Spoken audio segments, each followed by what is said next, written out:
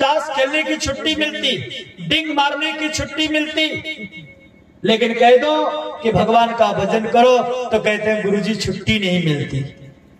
विचार करो, कुछ लोग तो ये कहते हैं ना, बस गुरुजी क्या है, अपन बस काम पूरा हो जाए, थोड़ा सा काम है, बेटी की शादी हो जाए, बेटा का शादी हो जाए, बहू आ जाए घर में, फिर छुट्टी छुट्टी भजन करेंगे।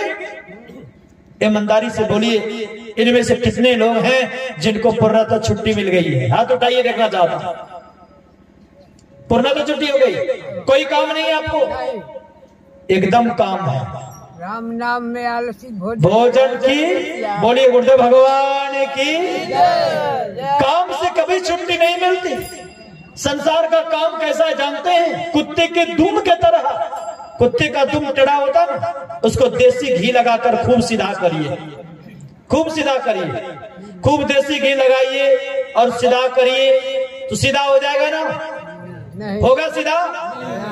खूब घी लगाते रहिए, देसी घी से खूब मालिश करिए, जब तक पकड़े हैं तब तक सीधा रहेगा, छोड़िएगा फिर अपने सेंटर पर आ जाएगा। उसी तरह संसार का काम कभी भी पूरा नहीं होता है। सुबह से शाम तक काम करो, शाम से फिर सुबह काम करो, फिर सुबह से शाम काम करो, और इस तरह काम काम काम करते करते एक दिन आपका काम तमाम हो जाएगा। संसार का काम कभी पूरा नहीं होता। होशियार लोग संसार के काम को करते हुए भगवान का चिंतन भजन करते हैं, क्योंकि वे जानते हैं ये सुंदर सुनहरा जीवन परमात्मा की भक्ति करने के लिए दिया है। इस यदि उपकार के बदले हम परमात्मा का भजन नहीं करते हैं तो हम फिर नमक हराम कहलाएंगे। एक माई एक्सीडेंट होकर के गिर गई, बेहोश थी, लोगों ने उसको अस्पताल में पहुंचा दिया। वो प्राइवेट अस्पताल था, 24 घंटे तक उन्हें ऑक्सीजन लगाया गया, दवाइयां दी गई। बिल आया 82,000 रुपए का। कितना का बिल? 82,000। 24 घंटे में 82,000 का बिल आया। बिल जैसे ही माई ने देखा, माई रोने लगी। पूछा क्यों रो रही हो मां? बिल ज्यादा है इसलिए रो रही हो, कुछ कॉन्सेशन हो जाएगा इसलिए रो मत। उस माई ने कहा कि बेटा मैं बिल देख करके नहीं रो रही हूं, बिल देखकर नहीं रो रही हूं। मेरे पास भगवान ने इतना सामर्थ्य दिया है कि 82,000 के जगह पर 82 लाख रुपए में दे सकती हूं, उतना सामर्थ्य है मेरे पास। मैं तो इसलिए रो रही हूं कि जिस परमात्मा ने मुझे 85 वर्षों तक जीवन दान दिया, मेरी उम्र 85 वर्ष है, और जिस परमात्मा ने 85 वर्षों तक ऑक्सीजन दिया, यदि 24 घंटे का 82,000 रुपए का बिल हो सकता है, तो जिस परमात्मा ने माता के उदर से लेकर आज 85 वर्षों तक बाहर में परमात्मा ने ऑक्सीजन की व्यवस्था दिया, इसका बिल कितना होगा? इनका बिल कितना होगा? और उस बिल जब मैं नहीं चुका सकता तो उनके लिए क्या कर रही हूं, इसीलिए मैं रो रही हूं। विचार करिए, ये सुंदर जीवन मिला है, भगवान का चिंतन भजन करिए। आज कल करके टालिए नहीं। लोग क्या कहते हैं? आज करो सो कल करो, कल करो सो परसों नहीं। कुछ लोग कहते हैं जब करो कल करो सो आज कर, आज करो सो अब, पल में परले होएगा बहु ही करेगा कब, का एक क्षण का भी ठिकाना नहीं है। कबीर साहब ने कहा जो कल करना चाहते आज कर लो, आज जो करना चाहते हो अभी कर लो। क्यों? पल में परले होएगा बहु ही करेगा कब। एक माई के यहां मैं सत्संग करने के लिए जाता था, हालांकि उस गांव में सत्संग करने के लिए जाता था। एक ब्रह्मणी माता जी थी, बहुत गुरु महाराज के प्रति समर्पित रहने वाले, नामदान ली हुई थी और बढ़िया ध्यान भजन करती थी। जब भी मैं उस गांव में जाता था वो दक्षिणा लेकर के आती थी, सत्संग सुनती थी। उनका मानना था कि गुरु जी को खाली हाथों नहीं, कुछ ना कुछ देकर के नमन करना चाहिए। एक दिन मैंने माई से पूछा कैसा क्यों कह रही हो, कहां प्रमाण है? हालांकि मैंने अध्ययन किया था, फिर भी उनसे मैंने पूछा। उस माई ने कहा कि बाबा गुरु गीता में लिखा है, भगवान शिव ने पार्वती जी ने भगवान शिव से पूछा कि कैसे गुरुजनों को नमन करना चाहिए, तो उसमें लिखा है कि कुछ न कुछ अर्पित करके नमन करना चाहिए, चाहे वस्त्र हो, द्रव्य हो, फल हो, नहीं तो पुष्प, यदि कुछ भी व्यवस्था नहीं हो तभी खाली हाथों माथा टेक करके प्रणाम करना चाहिए। और आप लोग भी जानते होंगे, जब ग्रहा और गजराज के बीच में लड़ाई हो रही थी तो ग्रहा ने गजराज को पछाड़ दिया। उस विषम परिस्थिति में अपने पत्नी बच्चा पर भरोसा था, लेकिन किसी ने कोई सहयोग नहीं किया। तब उन्होंने भगवान को याद किया। कैसे याद किया? सूंड से कमल पुष्प को तोड़ा, सूंड उठाया और तब उन्होंने कहा, हे गोविंद राखो शरण अब तो जीवन हारे। हे गोविंद मैं आपके शरण में हूँ। लेकिन ये प्रार्थना करने से पहले भगवान को सुमन अर्पित किया। सुमन का दो अर्थ है, एक तो पुष्प और दूसरा पवित्र मन। तो पुष्प के सहित पवित्र मन से गजराज जी ने भगवान की स्तुति की। जब एक पशु को ये ज्ञान हो सकता है खाली हाथों नहीं, हम मनुष्य शरीरधारी होकर के यदि खाली हाथों नमन करते हैं तो सही है कि गलत है? गलत है। हाँ, नहीं हो तो कभी प्रणाम करना चाहिए।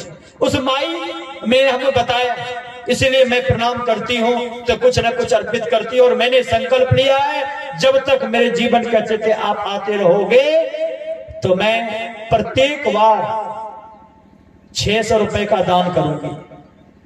एक बार आई वो माई, उन्होंने कहा, गुरुजी आज तो दुर्भाग्य है, मेरे पास पैसे नहीं है, मैं 300 रुपए का दान करूंगी। मैंने कहा, माई मैंने मांगा कभी तुमसे? तुम जो दो नहीं दो, हाँ दो, इससे हमको क्या मतलब? गुरु महाराज की इतनी छत्र छाया है, एक नहीं अनेकों भक्तों का सहयोग हुआ करता है। उस माई ने कहा कि नहीं 300 रुपए ला करके दिए। और उसके बाद घर गई। घर जाने के बाद फिर इधर उधर खोज करके फिर 300 रुपए ला करके दी। का प्रण पूरा हुआ। उन्होंने कहा था कि जब सत्संग का कार्यक्रम आपके आश्रम में होगा, मैं जाऊंगी तो वहां 300 रुपए का सहयोग करूंगी। अभी 300 दे देती हूँ और जब जाऊंगी तो वहां सहयोग कर दूंगी। मैंने कहा, माई मुझे इससे कोई मतलब नहीं है, तुम्हारी श्रद्धा है, तुम्हारी इच्छा है, तुम जानो।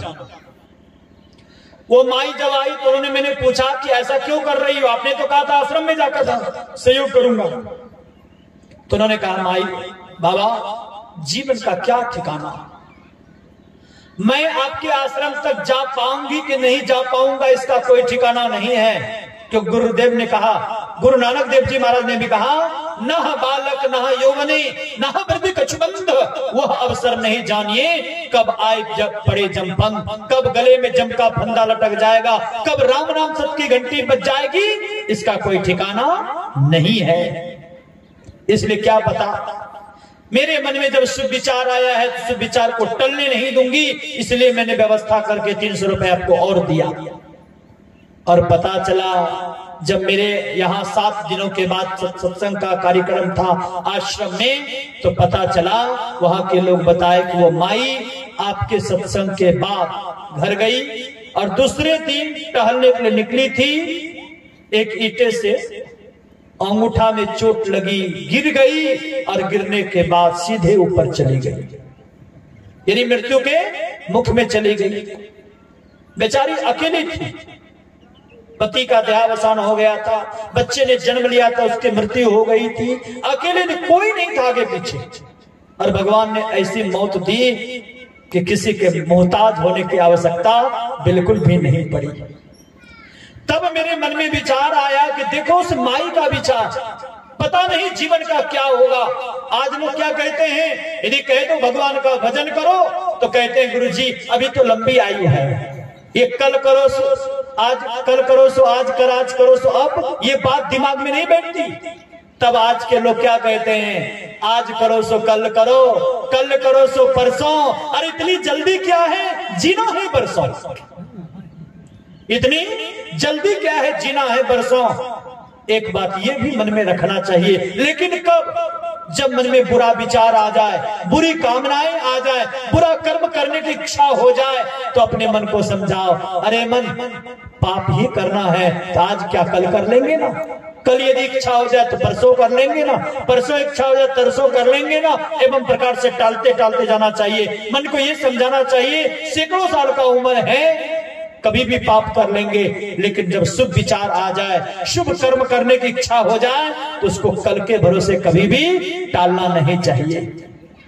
अच्छे कर्मों को जल्दी करना चाहिए, क्योंकि एक पल का भी ठिकाना नहीं है। आप लोग भी जानते हैं कि जब माता के ओत्र में बच्चे पल रहे होते हैं तो कितने बच्चे की मौत माता के ओत्र में ही हो जाती है, कितने का जन्म तो होता है छठी नहीं होती कि छुट्टी हो जाती है, कितने घुड़क नहीं पाते संसार से लुढ़क करके चले जाते हैं, कितने किशोरावस्था पाकर, कितना जवानी पाकर, और वृद्धावस्था में तो वृद्धा पेंशन लेना ही पड़ता है शरीर का कोई ठिकाना, एक पल का भी ठिकाना नहीं है। और यदि कोई लोग बुढ़ापे में भगवान का भजन करना चाहते तो बुढ़ापे की स्थिति को देखिए। मराठी शंकराचार्य जी महाराज ने कहा, अंगम गलितम पलितम मुंडम दसन विहीनम जातम तुंडम वृद्धायाति गृत्वा दंडम तत्पिलमिंचत्यासा पिंडम। अंग गलित हो जाएगा, गलित हो ना, ये जो चमड़ा है ना ये झुलस जाएगा, बाल पलित हो जाएंगे, बाल सफेद, दसन विहीनम जातम तुंडम, दांत टूट जाएगा, और उसके बाद दसन विहीनम जातम तुंडम वृद्धायाति गृत्वा दंडम। जब वृद्ध हो जाएंगे तो दो पैर के बदले तीसरा पैर, किसी किसी को तो चौथा पैर भी लग जाता, अर्थात दो डंडा एक डंडा हाथ में होता है। उस समय भगवान का भजन होगा? बोलिए होगा? कभी भी नहीं। उस समय राम बोलने के बदले लाम बोला जाएगा। आज तो भगवान को भी धोखा दे देते हैं। एक व्यक्ति को यमराज से दोस्ती हो गई, ध्यान से सुनिए, किन से दोस्ती हो गई? यमराज से दोस्ती हो गई। साइड में रखा, इसी साइड में।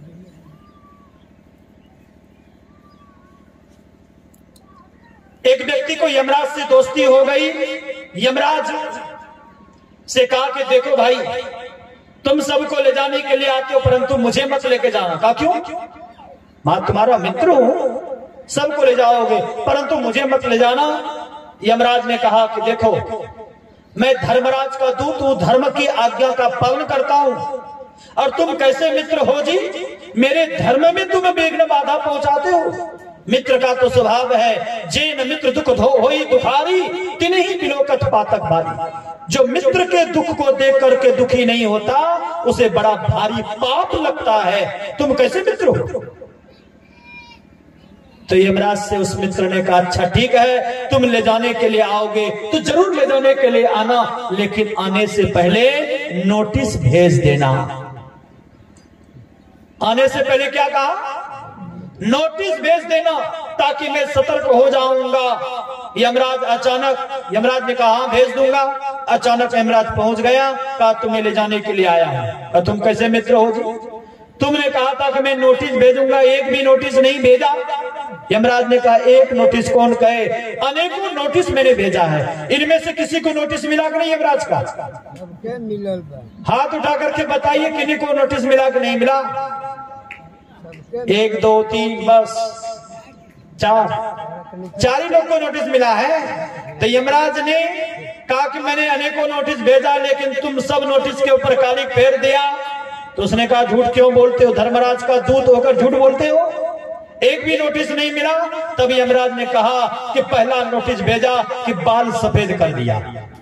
यमराज का पहला नोटिस है, बाल सफेद कर दिया तो तूने बुढ़ापा को बचाने के लिए काली मेहंदी का प्रयोग कर लिया, यानी पहला नोटिस के ऊपर तूने कालिक फेर दिया।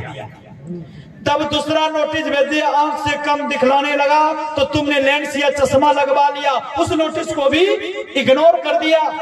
तब तीसरा नोटिस मैंने भेजा, वो दांत तोड़ दिया तो तूने आर्टिफिशियल दांत लगवा लिया।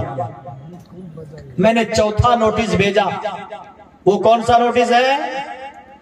कान से कम सुनाने लगा तो तूने कान में मशीन लगवा लिया। इतने नोटिस से तू सतर्क नहीं हुआ, तब मैंने नोटिस पर नोटिस भेज दिया। कमर में दर्द, ठोने में दर्द, कोहने में दर्द एवं प्रकार से दुख देना शुरू कर दिया, फिर भी तू सतर्क नहीं है कि भगवान का भजन करे। ऐसी स्थिति में तुमको ले जाने के लिए आना पड़ा। साथियों, हमारे आपके ऊपर भी यमराज का नोटिस चल चुका है, इसलिए हम लोगों को क्या होना चाहिए? अचेत नहीं सचेत रहना चाहिए। हमारे ऋषि ने कहा, इह चेद वेदिदत्त सत्यमस्तिना चेदिहा वेदिन महति विनष्टि भूतेषु भूतेषु विचित्य धीराः प्रत्यस्मालुका मृता भवन्ति। यदि इस जन्म में ब्रह्म को जान लिया तब तो ठीक है, अन्यथा बड़ी भारी हानि है। ये जो बुढ़ापा की बात को जोड़ना चाहते हैं, उसमें भगवान का भजन नहीं, पछतावा होगा। मैंने ये क्या कर दिया, समय को व्यर्थ खो दिया, ये पछताना पड़ेगा। पड़ेगा कि नहीं पड़ेगा? उस समय पश्चाताप की अग्नि में जलना पड़ेगा और उस समय लगेगा कि मैंने तो अपने जीवन के लिए, मैं अपने लिए कुछ नहीं किया। बेटा के लिए, पोता के लिए, जमीन जायदाद के लिए किया, परंतु अपने लिए नहीं किया। इसलिए अपने लिए कमाई करने के लिए सतर्क रहना पड़ेगा, बुढ़ापे की बात को नहीं जोड़ना पड़ेगा। एक छोटी सी कहानी है। एक किसान ने पूरे पंचायत में घोषणा की कि जो भी बैल, मेरे पास 3 बैल है, जो भी मेरे बैल का पूंछ पकड़ेगा उसको 500 का इनाम मिलेगा। कितने सौ का? 500 का। 3 बैल है, तीनों बैलों में से किसी भी बैल का पूंछ पकड़ लेंगे तो 500 का इनाम मिलेगा, ऐसा कह दिया। बहुत सारे लोग इकट्ठा हुए। बैल का पूंछ पकड़ना तो सरल बात है, कोई शेर थोड़ी है। फिर क्या था, किसान ने पहला बैल को छोड़ा। वो बैल बड़ा हट्ठा कट्ठा पुट्ठा वाला था, सिंग बड़ा बड़ा था, बिल्कुल सिर हिलाते हुए आगे बढ़ा। लोगों ने सोचा कि कहीं पूंछ पकड़ने के लिए गए और सिर चला दिया, सिंग लग गया तो ना जाने 500 के बदले 5000 खर्च लग सकता है। चलो इस बैल को जाने दो, दूसरा बैल जब आएगा तो उसका पूंछ पकड़ूंगा। किसान ने दूसरा बैल को छोड़ा। ध्यान से सुनिए, दूसरा बैल को छोड़ा। वो बैल उससे भी ज्यादा शक्तिशाली था, इसके पास सिंग भी था और साथ साथ दौलत्ती भी चलाता था। दौलत्ती समझते हैं ना, लताड़, यानी पीछे से 2 पैर भी चलाता था। तब लोगों ने सोचा काश यदि पहले बैल का पूंछ पकड़ लेते तो अच्छा था, वो कम से कम लताड़ नहीं चलाता था, सिंह चलाता था। लेकिन ये दूसरा बैल तो सिंह भी चलाता, लताड़ भी चलाता है।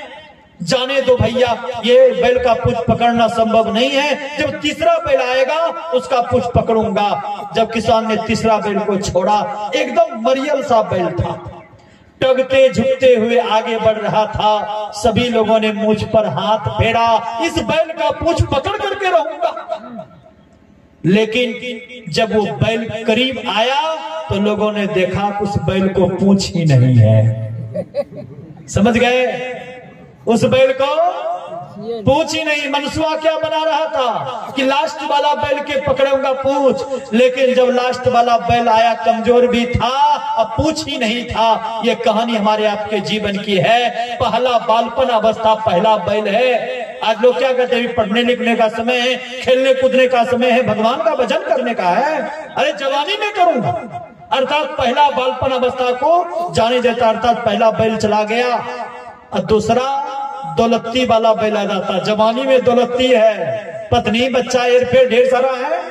उस समय माया जाल में अच्छी तरह फंस जाता है, सोचता है कि अभी जवानी में भगवान का भजन नहीं, तमाम व्यवस्थाओं में मन लगा है, इसको पूरा होने देता हूँ, बुढ़ापे में भगवान का भजन करूंगा। अब बुढ़ापा में सब कुछ खत्म होता है कि नहीं होता? बेटा पुताऊ कहते हैं, बेटा पुताऊ पुताऊ भी कहती है पिताजी चुपचाप बैठकर खाइए, बक बक मत करिए, जबकि सब किया हुआ उन्हीं का और उनको ही लताड़ मार देते। बता कि नहीं, सब कुछ समाप्त, प्रतिष्ठा समाप्त। इसलिए संतों ने कहा कि जीवन के अच्छे थे भगवान का भजन कर लो।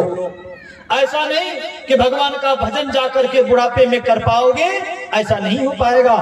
क्योंकि जीवन में यदि भगवान का भजन करते रहोगे तो बुढ़ापे में भी यही भगवान का भजन का संस्कार आपके जीवन के साथ जाएगा। इसीलिए हम लोगों को क्या चाहिए कि संतों से सदयुक्ति जानकर अपने जीवन के लिए कमाइए। बेटा पुतहु के लिए तो बहुत कमाया, मित्र बंधु के लिए बहुत कमाया, संसार की वस्तुएं अनेकों आपने अर्जित की, अब जगत को पीठ दिखाने की जरूरत है। कबीर साहब ने कहा ये सुंदर मानव का जीवन जगत को पीठ दिखाने के लिए मिला है। जगत पीठ दे भागीरी, जगत को पीठ दिखा दे। लेकिन हम लोग ऐसे होशियार हैं, जगत को पीठ क्या दिखलाएंगे, जगदीश को ही पीठ दिखला देते हैं। दिखलाते नहीं दिखलाते, जगत को नहीं पीठ दिखलाएंगे तो जगदीश को ही पीठ दिखला देंगे। एक महात्मा जी जा रहे थे, महात्मा जी को गृहस्थ ने प्रणाम किया। जैसे ही प्रणाम किया तो महात्मा जी ने 2 बार प्रणाम किया, प्रणाम प्रणाम। महात्मा जी से उस गृहस्थ ने कहा, महाराज जी आपने मुझे क्यों प्रणाम किया? कहा पहले तुम बताओ कि तुमने मुझे क्यों प्रणाम किया? कहा महाराज जी मैंने इसीलिए प्रणाम किया कि आप त्यागी हो, इसलिए मैंने प्रणाम किया। महात्मा जी ने कहा कि मैं तो त्यागी कैसे हूं ये बता दो। कहा आपने घर परिवार बाल बच्चों का त्याग किया है, इसलिए आप त्यागी हो, इसलिए मैंने प्रणाम किया। महात्मा जी ने कहा कि मैंने 2 बार इसीलिए प्रणाम किया कि तू महात्यागी है। कहिए महाराज जी कैसे हो सकता है, मैं महात्यागी कैसे हो सकता हूं?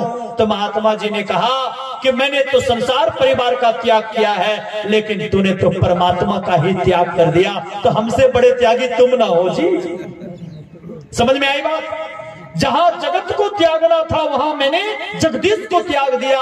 इसलिए संत लोग कहते हैं जगत को पीठ दिखाकर जगदीश की ओर बढ़ो तो आनंद ही आनंद होगा। और ये काम कोई घोड़ा कुत्ता गधा बैल से संभव नहीं है, संभव है तो किससे? मनुष्य शरीर से।